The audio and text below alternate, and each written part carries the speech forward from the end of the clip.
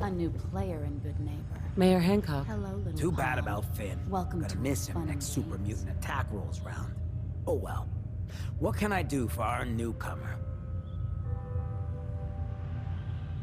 What's your story, Hancock? My favorite subject. I came into this town about a decade ago. Had a smooth set of skin back then. While I was busy making myself a pillar of this community, I would go on these, like, wild tears. I was young. Any chems I could find, the more exotic the better. Finally found this experimental radiation drug. Only one of its kind left, and only one hit. Oh man, the high was so worth it. Yeah, I'm living with the side effects, but hey, what's not to love about immortality? You're immortal? Well, not exactly. Ghouls just age really, really slow. Something about the rads, maybe? Who knows? All that chem use definitely prepared you for a career in politics. People respect me because I don't put myself above them, alright? I sling and shoot up just like the next guy. Now, before you bring me down, is there anything else you need? Tell me more about this town of yours, Goodneighbor. It's all about the people, understand? They're freaks, misfits, and troublemakers, and that's why I love them. Everyone here lives their own life, their own way. No judgments. Now, was there anything else? Did I hear you talking about the Institute? You like my little speech? I do it every once in a while in case they're listening in. I want those synth makers to know that Goodneighbor is off limits. No one gets replaced in my town. But hey, weren't we talking about your needs? What did you come here for? Why does the Institute replace people? Hell if I know. Mess with people's heads, control us from the shadows, or maybe they do it just because they can. No one knows where the Institute is, what kind of people they are, or why they've decided to engineer their own slaves. But there it is. Just to be clear, everyone's welcome in Goodneighbor. I don't care if you're a synth, ghoul, or even a super mutant, so long as you play nice. And let me tell you, synths still under the Institute's control don't play nice. Done talking about this. What else you need? Looking for work. Work, huh? I'll tell you what, I got reconnaissance needs. There's a lot of weird talk coming in about a place called the Pickman Gallery. It's raider territory up there, but they've been quiet. Like uncomfortable post-coitus quiet. Snoop it out and give me the word. I might be interested, but let's talk money, Hancock. Okay. Usual job pays 200, but let's go with 250. You said things have gone quiet up there. That means extra risks to cover. I like where your head's at. Let's make it 300 caps. If you can't put real money on the table, I'm out. Ruthless. Nice. You might actually live long enough for me to pay you. All right, 400 caps. But that's all the town coffers can bear. If you can't put real money on the table, I'm out. Ruthless. Nice. You might actually live long enough for me to pay. Scout out Pickman Gallery. On it. Cool. Be thorough, okay? I'm not paying for a look-see. Find out what's really going on there. You ever tried chess? Sometimes you need to sacrifice a piece to keep the game. How's my little scout doing? You find out what's happening at Pickman Gallery? How do I even start? You know why they called it the Pickman Gallery? No, that was the point of the whole job, remember? What are you trying to say? Let's just say Pickman's art isn't gonna have much resale value once all those bodies start decaying. Well, they say all artistic inspiration is ephemeral, am I right? Wish I could say that was the most twisted thing I've ever heard of, but it ranks up there. Top 3. I'll put the word out. Tell people to stay clear of that area. Hiring you is definitely one of my better moments. Here, spend the money in good health. Hancock. Well, if it ain't Bobby's little patsy. Here, for protecting my stash. Wise decision turning on Bobby like that. Bobby tricked me. She got what she deserved. Yeah, that's usually how the story goes around here. Let me tell you, this classy little tri-corner hat of mine is getting heavy. Am I turning into the man? Some kind of tyrant? I spend all my time putting down the people I would have been proud to scheme with just a few years ago. I need to take a walk again, get a grip on what really matters. Living free.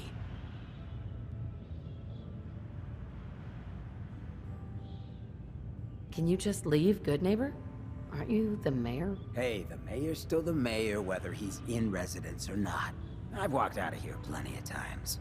Keeps me honest. Can't let power get to my head. That's not what being in charge of Goodneighbor is about. If you're heading out, why not come with me? Yeah, I like it. You might just be the right kind of trouble. Let me just have a little chat with my community first. Give them the news.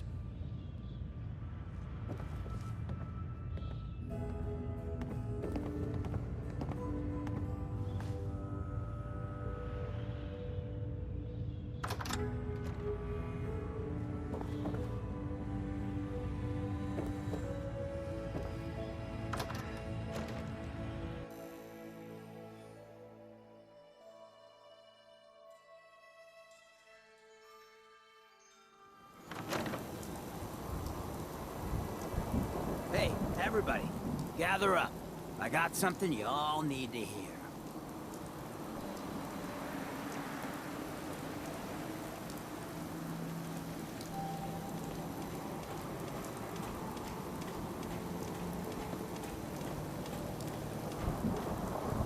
No rush, everyone just take your time. Look, everyone, I'm taking a walk. It's time for your fearless leader to get back out there.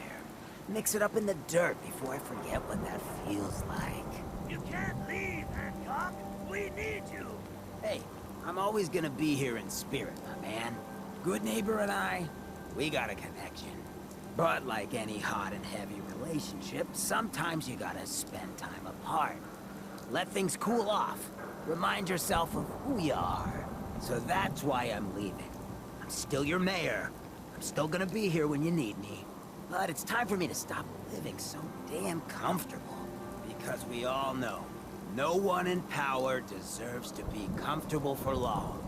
Now, what's the best town in the Commonwealth? Where can someone live free, with no judgment? Goodneighbor! Of the people, for the people. And don't let no one forget it.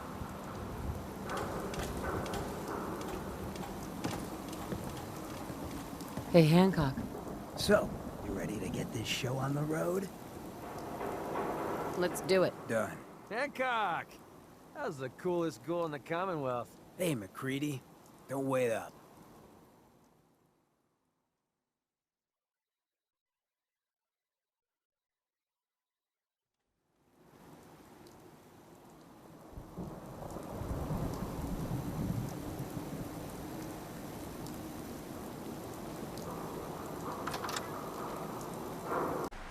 Hey, Got my attention. Hancock. Hey, mind if we talk now?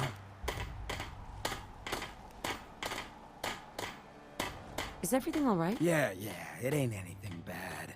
Just you taking care of Bobby. I ain't proud of having to put you through that. That sort of dictatorial shit ain't usually my style.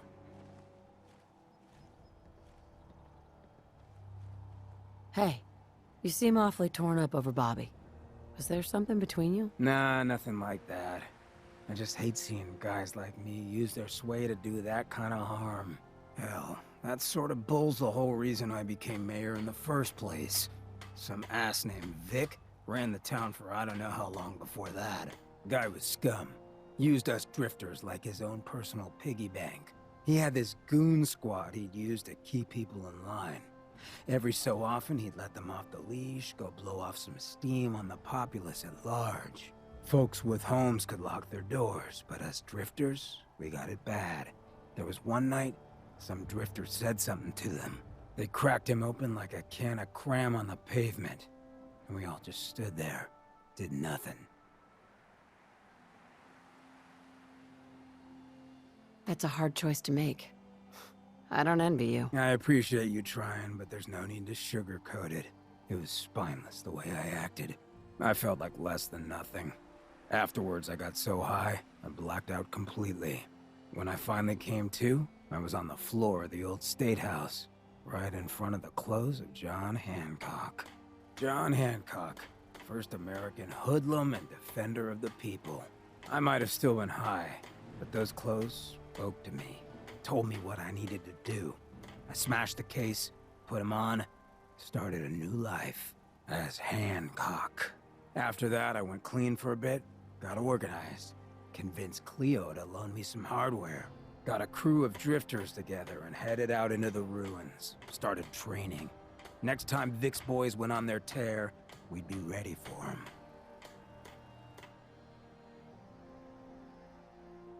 A guy like that only understands one thing: swift and brutal force. You made the right call. See, I knew you had your head on straight. So, the night of, we all got loaded, let Vic's boys get good and hammered, and burst from the windows and rooftops where we'd been hiding. They never even saw it coming. We didn't have to fire a shot. We didn't have to, but we sure fucking did. It was a massacre. Once we'd mopped up, we strolled right into Vic's quarters in the State House, wrapped a rope around his neck, and threw him off the balcony. And there I am, gun in hand, draped in Hancock's duds, looking at all the people of Goodneighbor assembled below. I had to say something. That first time I said them, they didn't even feel like my words. Of the people, for the people, was my inaugural address. Became Mayor Hancock of Goodneighbor that day. And from then on, I vowed I'd never stand by and watch. Ever again. Sounds like you had an awfully bloody past. Sure did. And if things keep going the way they have, I think we're both in for a nice, bloody future.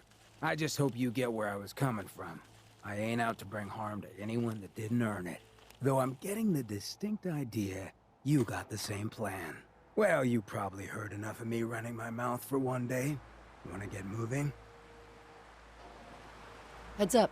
You look like you could use this. Are things all right between us? Hey, I ain't hard to please. You and me, we're fine. Your thoughts? You got nothing to worry about with me covering you. That was all I had. Gotcha.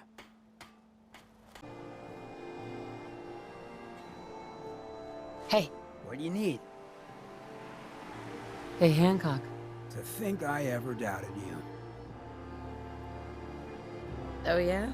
What kind of doubts? You kidding me? You look like you'd fallen out of the vault that day. I thought I'd see you picking your teeth out of the gutter by sunup. It's just real rare these days. Find someone who's not willing to take things the way they're handed to them. Too many good folks not willing to get their hands dirty. And too many assholes taking advantage of it. Look at what happened at Diamond City. Before McDonough took over, it was a half-decent place to live. A little stricter than I usually go for, but not terrible. I thought he and I had a pretty happy childhood. But then he decides he's gonna try and get elected with his anti-Ghoul crusade. Mankind for McDonough. Before you know it, you got families with kids lining up to drag folks they call neighbor out of their homes and throw them to the ruins. You and McDonough knew each other as kids? Oh yeah. Guy's my brother. Grew up together in a little shack on the waterfront. Guy was the standard big brother. Entitled, punchy, liked to shove rotten potatoes down my shirt and slap my back. But I never thought he'd be capable of something like what they did to those ghouls. Why did McDonough campaign against the ghouls? Because he thought he could win. There'd always been a pretty clear divide between the folks living in the stands and those down on the field. I'm not convinced they didn't do it just to improve their view. I remember storming into his office above the stands after the inauguration speech. He was just standing there, staring out the window, watching as the city turned on the ghouls. He didn't even look at me. Just said, "I did it, John. It's finally mine." Should have killed him right there, but I don't think it would have changed anything. Instead, I pleaded with him, begged him to call it off. He said he couldn't. He had nothing against the ghouls. He was just carrying out the will of the people. And he couldn't betray the voters. And then he smiled. That hideous fucking mile-long smile. He never smiled like that when we were kids. I didn't even recognize him.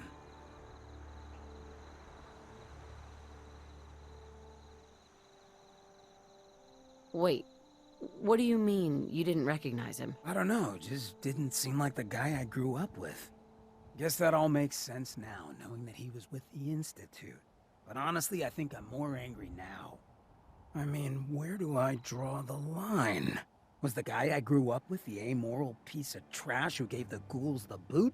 Or was that just some synth making a play for the city? Have I been hating the guy all these years for nothing? Almost makes me wish I didn't know. At the time, though, I just couldn't wait to get away from him and his whole damn constituency. He murdered those ghouls. Him and that whole damn city. I still wasn't a ghoul at this point, so I didn't have to leave, but I couldn't bring myself to stay in that cesspool after that. I'd been sneaking off to Goodneighbor for years to get decent chems, so I knew the safe routes. I managed to track down a couple of the families, lead them there, but most couldn't get used to the Goodneighbor lifestyle. I brought them food for a couple of weeks, but after a while, they just disappeared. Folks in Diamond City signed their death warrants, and all the good people were willing to just sit by and watch. I felt like I was the only one who saw how screwed up things truly were, who couldn't just pretend things were fine. Still feel that way. Or I did. Until I met you.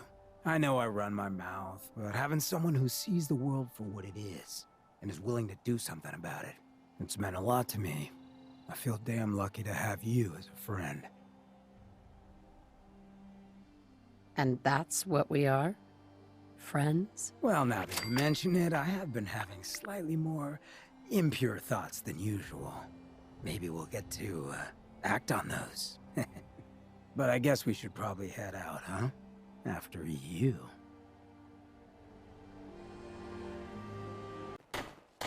I'm busy. Hancock. Hey, when you got time, I got something I still need you to hear. I'm listening. It's just being out here with you, it's made me realize most of my life to this point, I've been running out on the good things I got. I skipped out on my family, my life in Diamond City, took up with you just to get out of Goodneighbor. Hell, running from myself is what made me into a damn ghoul. But being here with you for the first time in my life, things have just felt right. And running is the furthest thing from my mind. I mean, I left Goodneighbor thinking I was gonna just sharpen up the old killer instinct. But whether it's fate, or destiny, or just goddamn coincidence, I ended up with someone like you. I turned one of the nastiest settlements in the Commonwealth into a refuge for the lost. I thought I'd done something I could hang my hat on. But being out here with you, it's made me realize just how small time I'd been thinking. And that maybe all my running, from my life, myself, maybe it wasn't such a bad thing after all.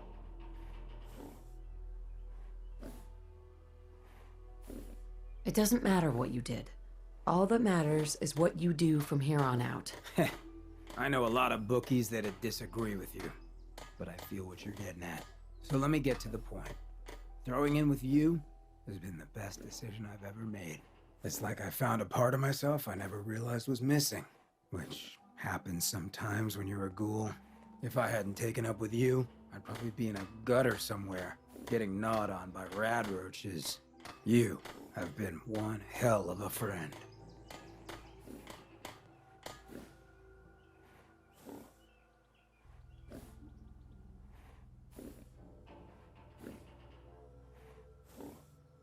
Have you ever thought about us as maybe more than just friends? Is that obvious? Come on, you don't want to wake up to this mug every morning. Never wish that on anyone I cared for.